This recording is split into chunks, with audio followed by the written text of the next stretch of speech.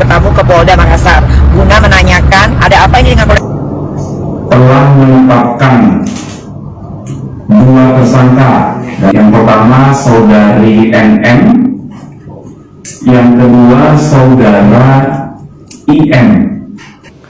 Baru-baru tim Cyber Polda Metro Jaya menetapkan Nikita Mirzani dan asistennya IM sebagai tersangka Undang-Undang ITE tentang pemerasan dan atau TPPU, yang dimana Polda Metro Jaya keduanya menjadi tersangka setelah dilaporkan terkait pemerasan hingga pengancaman melalui media elektronik.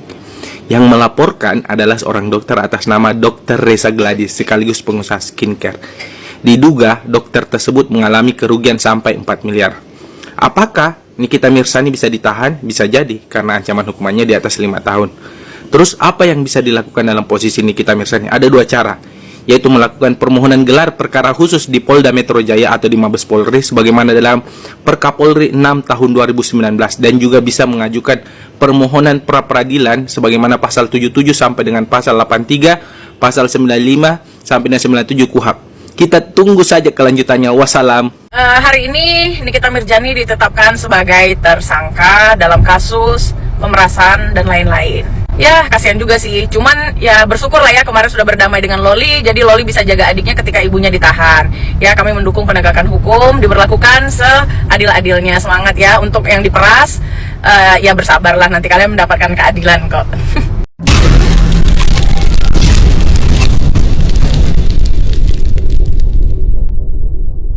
Nikita Mirzani jadi tersangka, terancam 20 tahun penjara. Kami sampaikan bahwa benar ya, penyidik Serse Siber Polda Metro Jaya telah menetapkan dua tersangka dalam proses penyidikan tersebut. Yang pertama saudari NM, yang kedua saudara IM. Yang ngeri banget, hukumannya kok lebih parah daripada Helena Lim sama lakinya Sandra Dewi yang merugikan negara triliunan.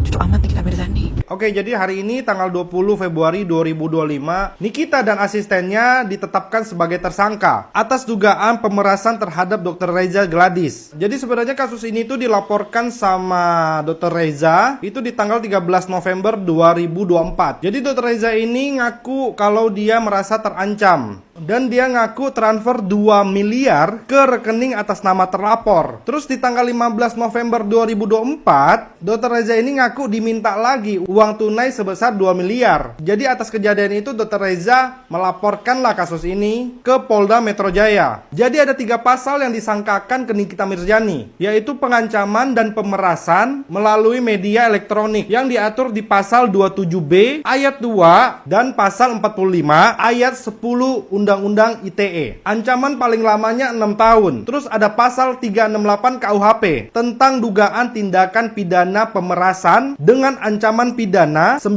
tahun. Selain itu juga ada pasal 3, 4, dan 5 tentang KUHP atau tindakan pidana pencucian uang. Jadi Nikita ini terancam paling lama 20 tahun penjara. Ini kayaknya ancaman penjaranya lebih parah daripada ngerugiin negara 300 triliun yang divonis penjara 20 tahun. Ya cuman kalau misalnya terbukti bersalah harus ikut sama aturan hukum yang ada kan. Kemarin Fadel udah jadi tersangka, sekarang Nikita jadi tersangka. Ya mudah-mudahan Nikita nggak ketemu Fadel aja di dalam penjara. Minimal sekarang Nikita sama Loli udah baik-baik aja. Jadi kalaupun Nikita kenapa-kenapa gitu kan, nanti ada Loli yang jagain adik-adiknya kan. Makanya gue juga bilang kemarin kan, kita harus bisa bedain Nikita sebagai ibu dari Loli dengan kasusnya Fadel itu, dan Nikita Mirzani sebagai Nikita Mirzani dengan semua masalahnya dia. Ya mudah-mudahan bisa selesai secepatnya ya. Kalau memang terbukti ya mau tidak mau harus ikut sama aturan hukum yang ada kan. Oke, menurut kalian Nikita benar melakukan pemerasan atau enggak sih? Coba kalian tulis di komen ya.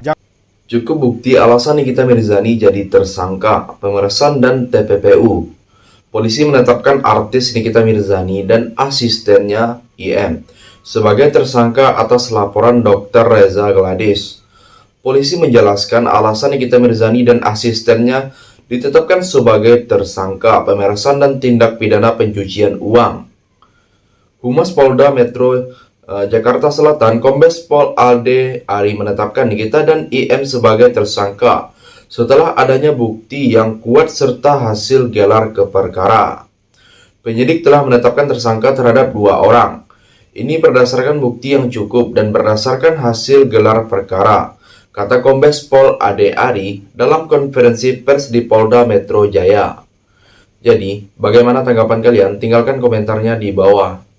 Nikita Mirzani telah menjadi tersangka atas kasus pemerasan terhadap Reza Gladis. Reza Gladis itu merupakan seorang dokter kecantikan dan juga seorang pebisnis, gengs. Dia itu melaporkan Nikita Mirzani ke kepolisian dikarenakan dia merasa diperas oleh Nikita Mirzani bersama asistennya yaitu Mail. Dia merasa terancam oleh Nikita Mirzani karena diharuskan untuk mentransfer Nikita Mirzani sebesar 5 miliar rupiah agar Nikita Mirzani itu tutup mulut terhadap skincare-nya Reza Gladis. Intinya mah Reza Gladis itu nggak mau Nikita Mirzani nge-review skincare-nya dengan kata-kata yang jelek. Itu menurut Reza ya, tapi menurut Nikita Mirzani, kalau duit tersebut merupakan duit endorsement yang ditransfer oleh si Reza Gladis dikarenakan Nikita Mirzani selama setahun ke depan diharuskan untuk mereview baik produk skincare-nya Reza Gladis. Si dokter Reza ini merasa kalau dia itu diancam dan diperas, tapi kalau kata Nikita Mirzani, ini merupakan duit endorse. Kalau kata Nikita Mirzani sih, mana ada orang diperas tapi mau dengan sukarela untuk mentransfer. Jadi dari segi Nikita Mirzani itu merasa bahwa dia sama sekali tidak ada unsur pengancaman. Malahan katanya si Reza Gladis, kalau udah mau setahun nih tolong kabarin ya biar gue transfer lagi gitu. Siapa yang bener ya?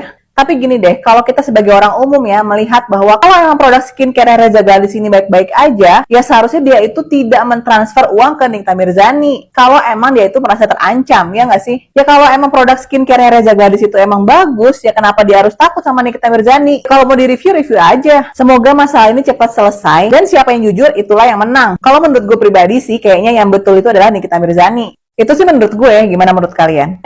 Di sisi lain, Kombes Pol Ade Ari mengatakan seharusnya ibu 3 anak tersebut dan asistennya menjalani pemeriksaan pada hari ini. Akan tetapi, keduanya meminta pemeriksaan ditunda setelah menyerahkan surat pengajuan penundaan. Alasan penundaannya adalah karena masih ada keperluan terkait dengan pekerjaan, di mana pekerjaan tersebut tidak dapat ditinggalkan maupun diwakilkan. Kemudian dalam permohonan itu juga disebutkan bahwa memohon kepada penyidik atau dilakukan penundaan pemeriksaan dan penjadwalan ulang menjadi hari Senin tanggal 3 Maret tahun 2025 pukul 1 waktu Indonesia Barat.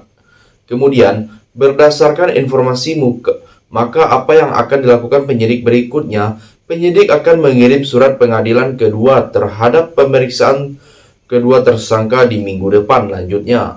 Jadi, bagaimana pendapat kalian? Silahkan tulis komentarnya di bawah.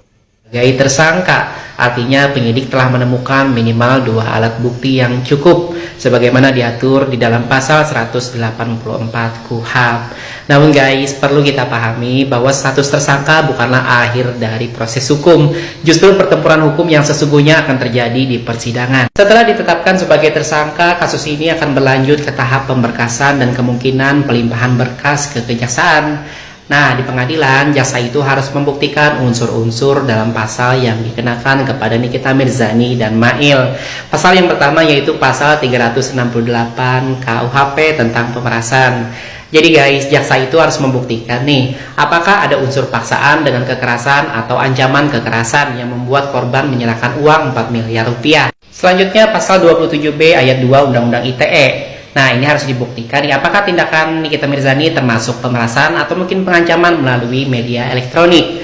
Yang berikutnya yaitu tindak pidana pencucian uang atau TPPU. Di sini menurut saya yang paling sulit untuk dibuktikan ya, jaksa harus membuktikan bahwa uang hasil dugaan pemerasan tersebut dialihkan atau digunakan atau disamarkan dalam transaksi lain. Jadi proses hukum ini belum selesai guys. Kita sebagai masyarakat perlu bijak dalam menyikapi setiap perkembangan tanpa terburu-buru menyimpulkan siapa yang benar ataupun siapa yang salah. Karena pada akhirnya pengadilanlah yang akan menentukan berdasarkan fakta hukum yang terungkap di persidangan. Yang terakhir, Dr. Reza Gladis yang juga merupakan bos skincare melaporkan Nikita Mirzani ke Polda Metro Jaya pada tanggal 3 Desember tahun 2024. Reza Gladis melaporkan adanya dugaan pengancaman sehingga tindak pidana pencucian uang yang dia alami. Dalam penjelasan Reza Gladis kepada polisi, Nikita Mirzani diduga menjelek-jelekan nama korban serta produk miliknya melalui siaran langsung di TikTok. Pada 13 November tahun 2024, korban mencoba menghubungi Nikita Mirzani melalui asistennya Simail lewat WhatsApp dengan niat bersilaturahmi. Namun, Reza Gladis justru merasa menerima respon berisi ancaman. Korban merasa terancam dan mengaku mentransfer 2 miliar ke rekening yang disebutkan oleh pelapor. Pada 15 November tahun 2024, korban lalu mengaku diminta lagi memberikan uang tunai senilai 2 miliar rupiah. Jadi, sampai di sini bagaimana tanggapan kalian? Tinggalkan komentar di bawah sebanyak-banyaknya. Saya dari channel YouTube Segudang TV, pamit, sampai jumpa.